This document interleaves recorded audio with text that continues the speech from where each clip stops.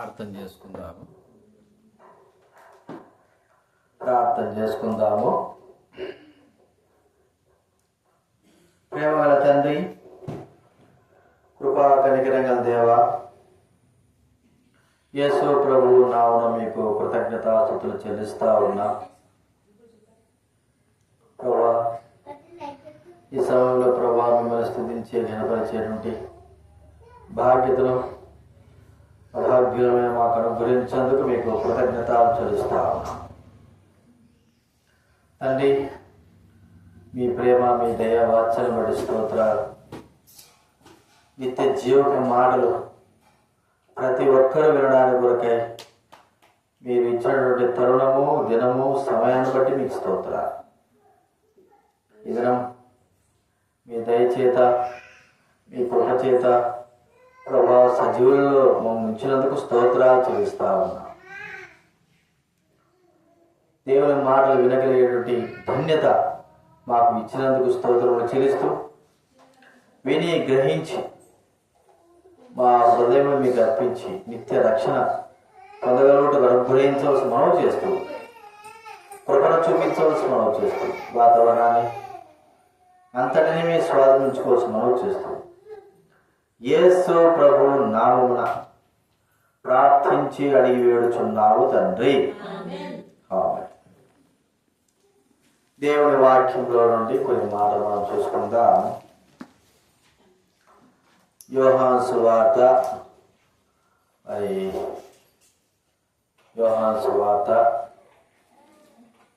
14వ అధ్యాయం.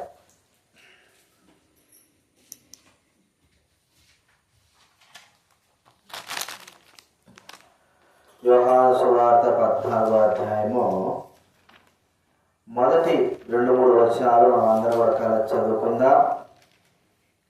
దేవుని వాక్యము మనకు ఎంతో విలువైనది. యోహాను సువార్త 14వ అధ్యాయము మొదటి 3 వచనాలు మనం అందరం కూడా కలిసి చదువుకుందాం.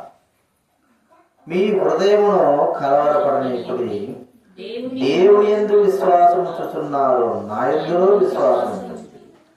నా తండ్రి ఇంట అనేక నివాసములు కలవు, లేనడల మీతో చెప్పుదును, మీకు స్థలము సిద్ధపరచ వెళ్ళుచున్నాను.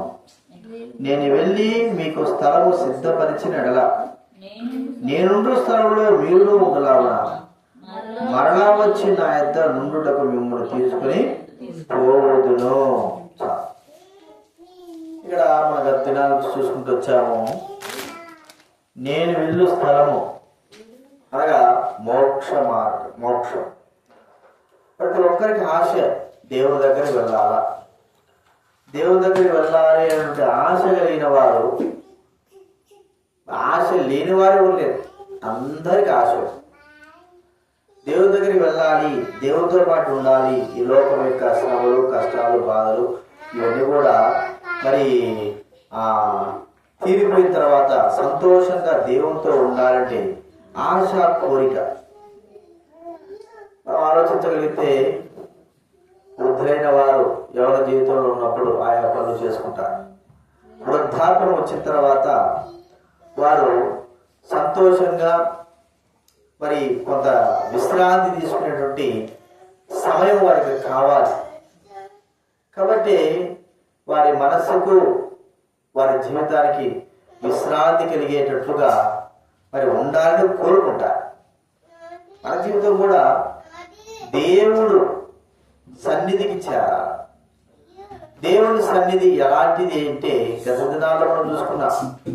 అది నెమ్మది, సంతోషము, ఆనందము కలిగినటువంటి స్థలం. నెమ్మది, సంతోషం, ఆనందం కలిగిన స్థలం. మరి ఆ యొక్క స్థలంలో ఆకలి దొక్కలు కానీ, లేకపోతే ఆకలి దొక్కలు కానీ, లేదా మరణం కానీ, లేకపోతే కష్టం కానీ, బాధ కానీ ఏమీయో లేనటువంటి స్థలము దేవుడు నివసించేటువంటి పరలోక రాజ్యం.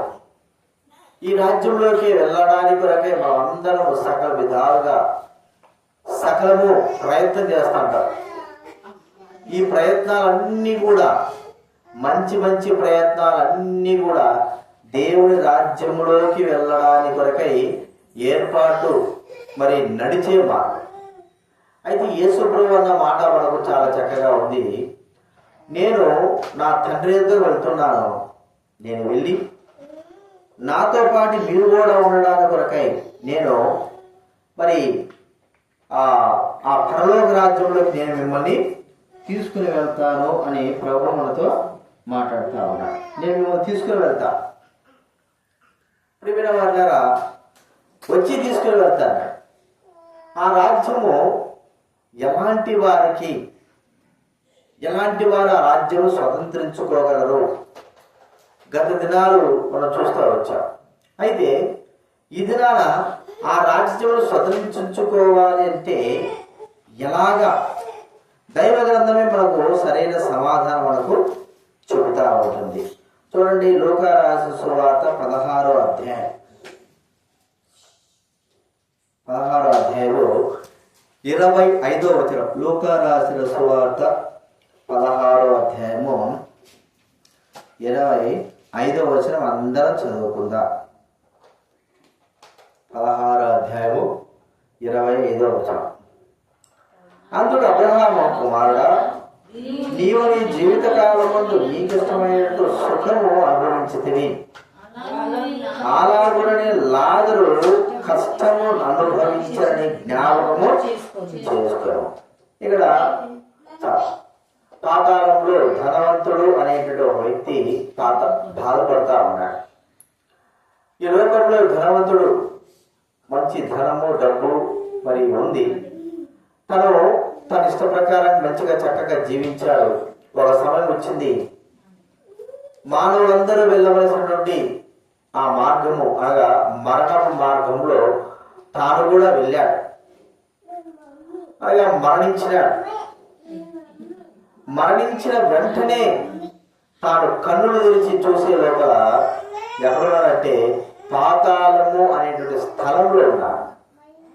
ఆ స్థలంలో మరి భూలోకంలో తనకు డబ్బు ధనము పలుకుబడి అన్నీ ఉన్నప్పుడు తన యొక్క వైభవం ఎలా ఉండిందంటే, మరి ప్రియమైన వారిని ఎంతో సుఖ సౌఖ్యాలతో నిద్రపోవడానికి, నడిచేదానికి, కూర్చునేదానికి, ఆహారం కానీ అన్ని కూడా సుఖ సౌఖ్యాలతో మరి ఉండగలుగుతూ వచ్చాడు. ఏ కొదవ లేకోకుండా కష్టము, కన్నీరు, బాధ అనేటువంటి ఏ కొదవ లేకోకుండా జీవించగలుగుతూ వచ్చాడు. ప్రియమైన వాళ్ళ అలాంటి వ్యక్తి ధనవంతుడు. అయితే మరణించిన తర్వాత ఆ వ్యక్తి కన్నులు తెరిచే లోపల తన ఆత్మ ఎక్కడుందంటే పాతాళము అనేటువంటి స్థలం. అక్కడ ఏం చేస్తున్నాడు తను? ఇదివరకు భూమి మీద సుఖ సౌఖ్యాలతో, సంతోషముతో, ఆనందంతో, నవ్వుతూ ఉంటున్న వ్యక్తి ఆ యొక్క పాతాళము అనేటువంటి స్థలంలో ఉన్న కారణం అక్కడికి వెళ్ళడం ద్వారా అక్కడ ఏముందంటే ఏడుపు, కేకలు, దాహము, ఆకలి, బాధ, వేదన అనేటువంటి స్థలం అది పాతాళము. ఆ స్థలంలోకి వెళ్ళిపోయాడు. వాస్తవానికి ఈ వ్యక్తి దేవుడి దగ్గరికి పోవాలని మరి ఆశించుండొచ్చు, దేవుడి దగ్గరికి వెళితే బాగుండు అని ఉండొచ్చు. కానీ తన ప్రవర్తన జీవితము ఎలాగ ఉంది? భూలోకంలో దేవుడి దగ్గరికి వెళ్ళగలిగేటువంటి ప్రవర్తన జీవితం ఉందా? లేకపోతే దేవునికి విరోధమైన ప్రవర్తన జీవితం ఉందా అని మనం ఆలోచిస్తే అక్కడ అతని గురించి చెప్పబడిన ఒక మాట ఏమిటంటే, నీవు నీ జీవిత కాలం అంతయు నీకు ఇష్టమైనట్లు జీవించావు. చూడండి, ఇదే కారణం. నీ జీవిత కాలం అంతా కూడా నీకు ఇష్టం వచ్చినట్లుగా, అంటే ఇష్టం వచ్చినట్టుగా అంటే ఎలాగా?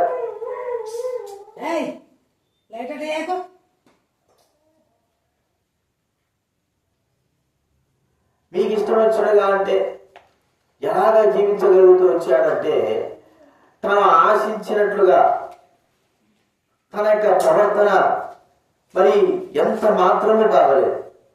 వాళ్ళు ఆలోచించాలంటే బీదలైన ప్రకారం బీదలను బాధ పెట్టేవాడుగా ఉన్నారు. మరి పాపం చేయాలనుకున్నాడు పాపము జరిగించేవాడుగా ఉన్నాడు.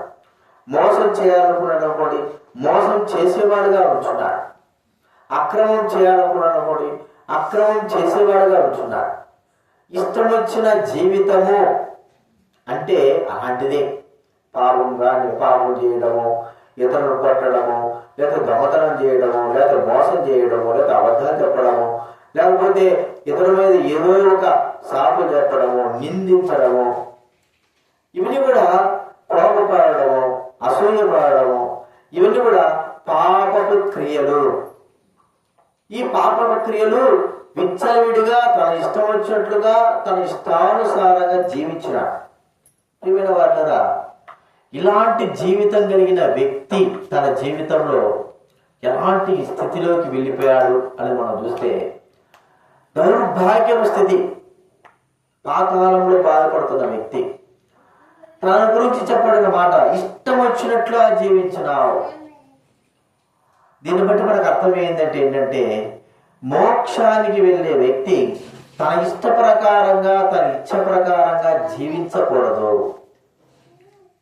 అనగా నేను పాపం చేస్తాను, నేను దొంగతనం చేస్తాను, నేను మోసం చేస్తాను, నేను అబద్ధాలు ఆడతాను, ఇతరులను నిందిస్తాను, ఇతరులకు అన్యాయం చేస్తాను, ఇట్లాగే నా జీవితం ఉంటుంది అన్న వ్యక్తి, అలా అనుకున్న వ్యక్తి, అలాగ జీవించే వ్యక్తి దేవుని రాజ్యంలోకి వెళ్ళలేదు. ఇది నిజం. ఇష్టానుసారమైన జీవితం ఏమవుతుందంటే మరణానికి కారణం, తీర్పుకు కారణం, తన జీవితము నష్టానికి కారణము చేయబడేదిగా ఉంటుంది. ఒకసారి మనం ఆలోచించగలిగితే మన జీవితము మన ఇష్టానుసారమైనదిగా ఉంటుందా? బైబిల్ గ్రంథంలో ఒక వ్యక్తి తన ఇష్ట ప్రకారంగా జీవించాడు, ఎంతో నష్టపడ్డాడు. తన ఇష్టమైన జీవితం, తనకు అనుకూలమైన జీవితం, పాప సంబంధమైన జీవితం, మోస సంబంధమైన జీవితం, ప్రజలను అనుభవించే జీవితం, ఇలాంటి వ్యక్తి దేవుని రాజ్యానికి వెళ్ళలేడు అని బైబిల్ గ్రంథం స్పష్టంగా చెప్తారు. అలాంటి వ్యక్తి ఒక వ్యక్తి ఉన్నాడు. ఆ వ్యక్తి తన జీవితాన్ని పరిపూర్ణంగా మార్చుకున్నాడు. బైబిల్ గ్రంథంలోని లూకా సువార్త 19వ అధ్యాయము బైబిల్ గ్రంథంలో ఒక మాట ఉంది.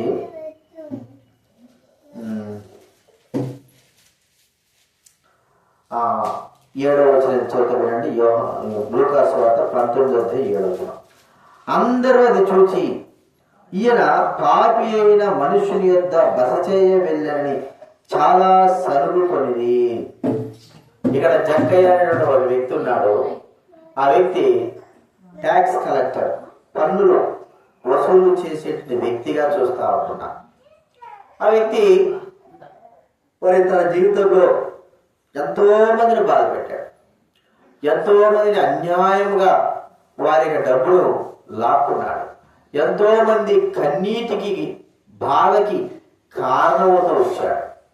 ప్రియమైన వారందరా, తన అధికారాన్ని ఉపయోగించుకొని తన అధికారాన్ని అడ్డుపెట్టుకొని ఎంతో మరి అన్యాయము చేసిన వ్యక్తి పేరు జక్కయ్య.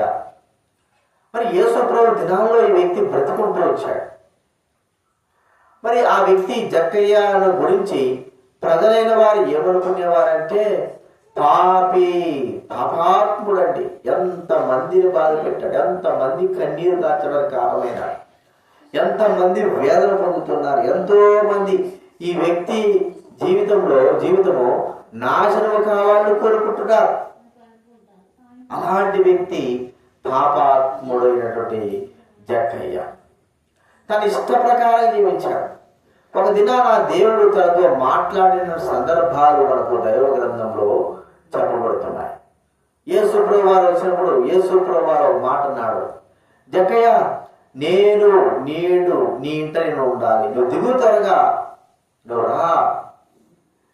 జక్కయ్య ఇంటికి ఎవరు కూడా వెళ్ళడానికి ఇష్టపడడం లేదు. జక్కయ్యని ఎవరు ప్రేమించడానికి ఇష్టపడడం లేదు. జక్కయ్య యొక్క ప్రవర్తన అందరికీ బాధ కలిగించేదిగా ఉంది. జక్కయ్య జీవితమే బాధాకరం. ప్రియమైన వాళ్ళగా, అలాంటి వ్యక్తి ఇంటికి ఒకనొక సమయంలో యేసు ప్రభువారు వచ్చారు.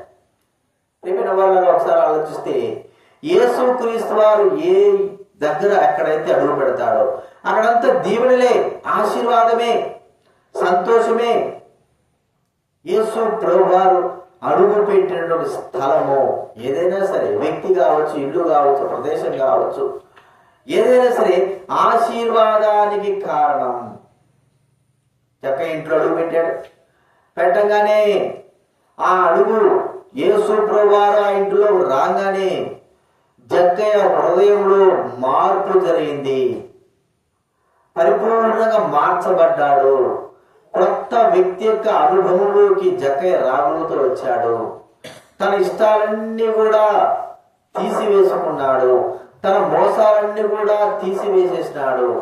తన జీవితము సంపూర్ణంగా మార్చబడిందిగా మనం చూస్తూ ఉంటున్నాం.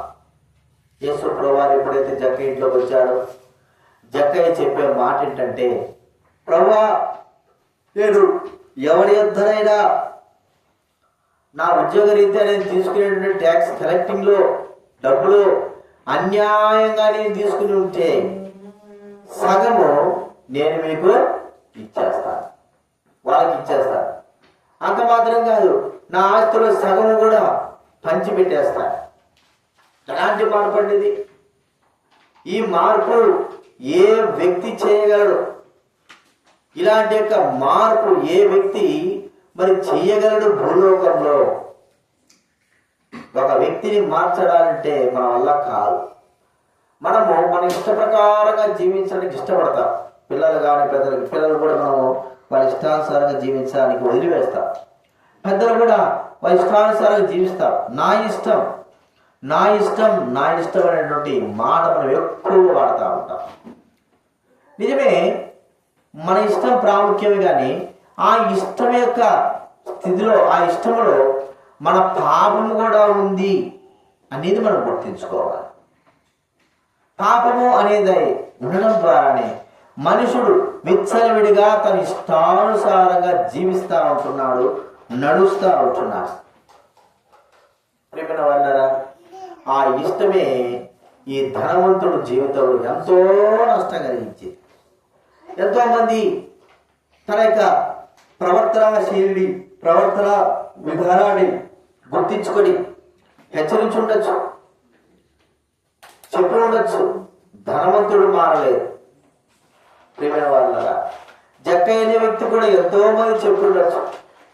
ఎంతో మంది ఆ జక్కయ్యను ద్వేషించి ఉండొచ్చు. అయితే తనను మార్చగలిగినటువంటి అధికారము ఏ ఒక్కరికి కూడా లేకపోయింది. ప్రియమైన వాళ్ళ, కారణం ఏమిటి? ఇష్టంతో ఉంటున్న మానవుడి జీవితంలో మార్చడానికి కొరకై యేసు క్రీస్తు వారి లోకంలోకి వచ్చి ఉంటున్నారు. మరోసారి గమనిస్తే, ఈ యొక్క ధనవంతుడనే వ్యక్తి ఆ నిత్య నరకంలో వేదన, బాధ పొందుతూ ఉన్నాడు. మరి ఎంతో పాతలను, ఎంతో శ్రమ పొందుతూ ఉంటున్నాడు. విడుదల లేని స్థితి. ఈ స్థితి ఎందుకు వచ్చిందా అని తాను ఏడుస్తూ ఉన్నప్పుడు యేసు మరి అక్కడ దైవుడు చెప్తున్నమాట, నీవు నీ ఇష్టానుసారంగా జీవించావు. దేవుని యొక్క వాక్యము, దేవుని మాటలు, నీతి, నిజాయితీ, యథార్థత, సత్యం అన్ని కూడా తొలగించుకున్నావు. దయ కలిగిన జీవితం, ప్రేమ కలిగిన జీవితం, మంచితనము ఏమి లేకుండా జీవిస్తూ వచ్చావు. అదే ఇష్టానుసారమైన జీవితం. తర్వాత ఏం జరిగింది మనకు బాగా తెలుసు. తన జీవితము ఈ లోకంలో విడచవలసి వచ్చింది. విడిచిన వెంటనే తను ఎక్కడికి వెళ్ళాడు? తను అనుకుండొచ్చు దేవుని దగ్గరికి వెళ్ళి ఉండొచ్చు అనుకోవచ్చు. కాదు కాదు కాదు. తన ప్రవర్తన, తన పాపము, తన దుర్మార్గత, తను చేసినటువంటి మోసములు అన్ని కూడా ఒకేసారి మానవుని మోసుకుని వెళ్ళి పాతాళంలో వదిలిపెట్టేవిగా చూస్తా ఉన్నాం. కారణం ఏంటంటే తన హృదయం, తన జీవితం బారు మనసు పొందలేకపోవడం. మరి ఇన్ని కార్యాలు చేసుంటాడా అంటే చేసుంటాడు. హృదయం మానుకోకుండా చేసేటువంటి ప్రతిదీ కూడా ఆ మారు మనసు కలుగదు. ప్రియమైన వారలారా, ఈ రాత్రికాల సమయంలో ప్రభువు మనతో మాట్లాడుతూ ఉంటున్నాడు. మరి ఎవరి హృదయము నీ మీద ఆనుకున్న వాడిని పూర్ణ శాంతి గల వారిగా కాపాడదు. ఈ యొక్క ధనవంతుడు తన హృదయం దేవుడి వైపు ఆలోచించుకోకుండా డబ్బు, ధనము, పలుకుబడి మరి వీటిపైన ఆలోచించుకున్నాడు. తద్వారా తనకు జరిగినటువంటి పరిణామం ఏంటంటే, ఈ లోకం విడిచిన తర్వాత గ్రహింపు లేక జీవించిన జీవితానికి శిక్ష అదే పాతాళము. ఈ లోకంలో ఒకవేళ ధనవంతుడు డబ్బు ఉండి తాను ఎన్ని మోసాలు చేసినా కూడా డబ్బుతో కొనేసి ఉండొచ్చేమో, శిక్ష పడుకోకుండా జీవించి ఉండొచ్చేమో. ఏమైనా వాళ్ళ ఆ పాపములు తన పాతాళంలో తీసుకుని వెళ్ళాయి. మరి ఇప్పుడు ఎవరు విడిపిస్తారు పాతాళంలో ఉంటున్న మానవుని? ఎవరు మరి కాపాడతారు? ఎవరు సహాయం చేస్తారు? ప్రియమైన వాళ్ళరా, ఆ దినాన ఎవరు కూడా మనకు సహాయం చేయరు, ఎవరు కూడా మనం పట్టించుకోరు. కారణం ఏంటంటే, మనం మన ఇష్టానుసారంగా జీవించిన జీవితము మన జీవితానికి ఎంతో నష్టాన్ని కలుగజేస్తూ వచ్చింది. కాబట్టి మన ఇష్టానుసారమైన పాప సంబంధమైన జీవితంలో ఉండి మనం విడుదల పొందాలి, దూరపరచబడాలి, రక్షింపబడాలి. ఇది మనం ఎలాగ సాధ్యపడుతుంది? మనకు సహాయం చేసేవారు ఎవరే ఉంటారు? బైబిల్ గ్రంథం మనకు చెప్పేది ఏంటంటే, పాపులను రక్షించుటకు క్రీస్తు యేసు లోకమునకు వచ్చెను. నశించిన దాన్ని వెతికి రక్షించడానికి యేసు క్రీస్తు వారు వచ్చాడు. తన ప్రజలను వారి పాపము నుండి ఆయనే రక్షించును. అపవాదిని క్రియలు లయపరచడానికి యేసు క్రీస్తు వారి లోకానికి వచ్చాడు. పాపం నుంచి విడిపించడానికి యేసు క్రీస్తు వారు వచ్చాడు. ప్రియమైన వారలారా, మన ఇష్టానుసారమైన జీవితం మనకి ఎంతగా నష్టపరుస్తుందో మనం ఆలోచించగలిగితే, ఆ ఇష్టానుసారమైన జీవితం మనకు మన జీవితానికి ఒక ఉరితాడుగా ఉంటుంది. మన ఇష్టానుసారమైన జీవితము మనల్ని మరణపు మార్గంలో నడిపిస్తుంది కానీ జీవపు మార్గంలో నడవదు. మనకు బాగా తెలిసి వచ్చిన పిల్లలు మరి కొద్దిగా పెద్ద అవుతానే వారి ఇష్టమైన జీవించాలని కోరుకుంటారు. తల్లి తండ్రి చేయి పెట్టి నడిపిస్తా అంటే ఒప్పుకోరు. మరి వాడు పట్టుకోవడానికి ఇష్టపడరు. నడచాలి, మా ఇష్టం, మేము నడుస్తాం. ఏమైనా వాళ్ళరా, మరి అలాగా వారి జీవితంలో, పిల్లల జీవితంలో మనం చూడగలుగుతూ ఉంటున్నాం. ఇష్టము అనేటువంటి మాట, ఈ ఇష్టము మానవుడికి ఎంత నష్టం కలుగజేస్తుందో బైబిల్ గ్రంథంలో ఎంతో మంది ఉన్నారు. వారి ఇష్ట ప్రకారంగా జరిగించుకొని ఎంత నష్టపోయారంటే, ఎంత బాధ పొందారంటే, ఎంత వేదన పొందారంటే చెప్పలేనంతగా వారు బాధపడ్డారు. అందులో ఈ ధనవంతుడనే వ్యక్తి, అంత మాత్రంగా సంసోను వ్యక్తి, ఇంకా చాలా మంది ఉన్నారు. వారి ఇష్టానుసారంగా జీవించి నష్టపరచబడినటువంటి జీవితం కలిగిన వారుగా ఉంటూ వచ్చారు. ఈ రాత్రికాల సమయంలో నీ ఇష్టానుసారమైన జీవితం పనికిరాదు. నీవు ప్రభు కొరకే జీవించాలి, రక్షింపబడాలా, మారు మనసు పొందాలా, జీవితం మార్చబడాలా. నీ జీవితము దేవుని ఇష్ట ప్రకారంగా జీవించాలి. ప్రియమైన వారలారా, ఇలాంటి జీవితం కలిగిన వారు దేవుని రాజ్యంలోకి వెళ్తారని బైబిల్ మనకు సెలవిస్తారు. ఇలాంటి ఆలోచన కలిగిన వారు. కాబట్టి గుర్తించుకుందాం, ఈ రాత్రికాల సమయంలో ప్రభువైన యేసుక్రీస్తు మళ్ళీ వస్తాడు, మనం తీసుకుని వెళ్తాడని. అయితే ఆ దేవుని రాజ్యంలో పోవాలి అంటే మన ఇష్టాన్ని మనం చంపుకోవాలి.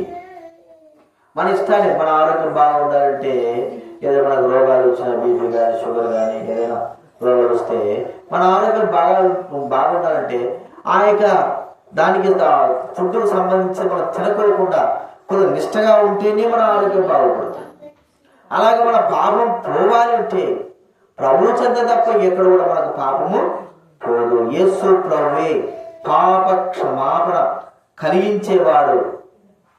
యేసు ప్రభు తప్ప ఇంకెవరు లేరు. ఇది ఎలాగ సాధ్యపడింది ఆ ప్రభు కంటే? ప్రజల యొక్క పాపములన్నింటిని కూడా యేసుక్రీస్తు తనపైన భరించుకొని తన జీవితంలో మరి పాపాలన్నిటిని కూడా భరించి రక్తం కార్చి అవమానం పొంది శ్రమను పొంది రిక్తుడుగా చేసుకొని తగ్గించుకొని ప్రజల కొరకై తన ప్రాణాన్ని దానముగా అర్పించాడు. రక్తమంతరుడు కార్చాడు. ప్రియమైన వాళ్ళరా, ఆయన పాపముల కొరకై, మనుషుల పాప క్షమాపణ కొరకై చనిపోయాడు, సమాధి చేశాడు. మరి 3వ దినాన ఆయన మృత్యుంజయుడే లేచినాడని బైబిల్ మనకి ఇక్కడ సెలవిస్తారు. మృత్యుంజయుడే. ప్రియమైన వాళ్ళరా, ఇది వాస్తవం. ఇప్పుడు మనం చేయాల్సింది ఏమిటి? కులగోత్రాలు కానీ మతాలు కానీ ఇవి మార్చుకోవాలని అనుకుంటున్నానా? కానే కాదు. హృదయపు మార్పిడే మన జీవితానికి, నిత్య జీవానికి మార్గం. హృదయపు మార్పిడి. హృదయం అంటే ఒక చెడు వ్యక్తి మంచి వ్యక్తిగా మార్చబడడం.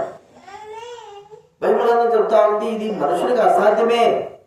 ఒక వ్యక్తి తనంతట తానే మరి బాగుపడతాడనేది అసంభవం, లోక సంబంధం. అయితే దేవుడే మానవుణ్ణి బాగుపరిచేవాడు, రక్షించేవాడు, దేవుడే సహాయం చేసేవాడు. కాబట్టి గుర్తించుకుందాం, ఈ యొక్క రాత్రికాల సమయంలో దేవుని సన్నిధికి వెళ్ళాలని కోరుకుంటున్నావా? దేవునితో పాటు ఉండాలని కోరుకుంటున్నావా? అయితే నీ ఇష్టానుసారమైన జీవితం నుంచి నువ్వు విముక్తి పొందాలి. అప్పుడే మన జీవితంలో దేవుని చేతిలో వెళ్ళిపోతుంది. నిత్య జీవమును మనం పొందగలము, మోక్షపు మార్గమును నడవగలమనేది బైబిల్ గ్రంథంలో సెలవిస్తాము. కాబట్టి ప్రియమైన వాళ్ళరా, ఈ యొక్క మరి రాత్రికాల సమయంలో ప్రభువు మనతో మాట్లాడుతున్నాడు. నీ ఇష్టానుసారమైన జీవితము నిత్య నాశనానికి కారణము. నీ ఇష్టానుసారమైన జీవితము దేవుని దగ్గర నుంచి దూరం చేయబడుతుంది. మనుషులకు ఇష్టానుసారమైన జీవితము పాపములకు కారణము, మోసానికి కారణము. పాతాల యొక్క మార్గము మానవునికి ఇష్టానుసారమైన జీవితం. అందుకే యేసుక్రీస్తు లోకానికి వచ్చి చనిపోయి సమాధి చేయబడి తిరిగి 3వ దినాన లేచి ఉంటున్నాడు. నమ్మిన వారికి, విశ్వసించిన వారికి నిత్య జీవంలోకి మానవుని నడిపించేవారుగా చూస్తూ ఉంటున్నాం.